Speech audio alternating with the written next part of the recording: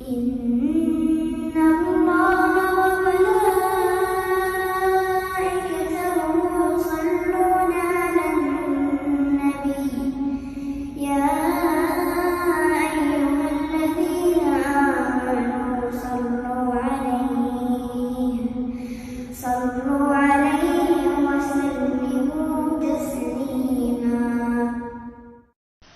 الحمدللہ رب العالمین والصلاة والسلام علی سید المرسلین والعاقبۃ للمتقین اما بعد فاعوذ باللہ من الشیطان الرجیم بسم اللہ الرحمن الرحیم رب اشرح لی صدری ویسر لی امری واحلل عقدۃ من لسانی یفقہوا قولی رب زدنی علما رب زدنی علما رب زدنی علما.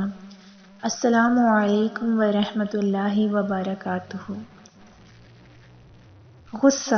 غصہ ایک ایسی چیز ہے جو کہ حرام ہے. غصے میں آدمی اپنا ہی نقصان کر بیٹھتا ہے. غصے میں ہم وہ سب چیزیں کر جاتے ہیں جو ہمیں نہیں کرنی چاہیے.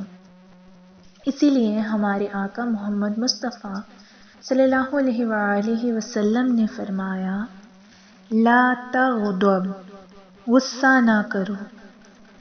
وہ کام جو غصہ دلائے ان سے دور رہنا چاہیے. اب غصہ ایک فطری جذبہ ہے. ایسا نہیں ہو سکتا کہ آپ کو غصہ نہ آئے. غصہ آئے گا لیکن اس پہ آپ نے قابو کرنا ہے. غصے پر کنٹرول کرنا ہے.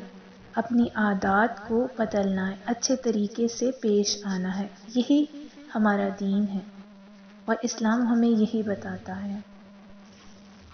اللہ رب العزت نے قرآن مجید میں فرمایا ہے کہ جو غصے کو پی جاتے ہیں اللہ ایسے ہی نیک بندوں سے محبت کرتا ہے.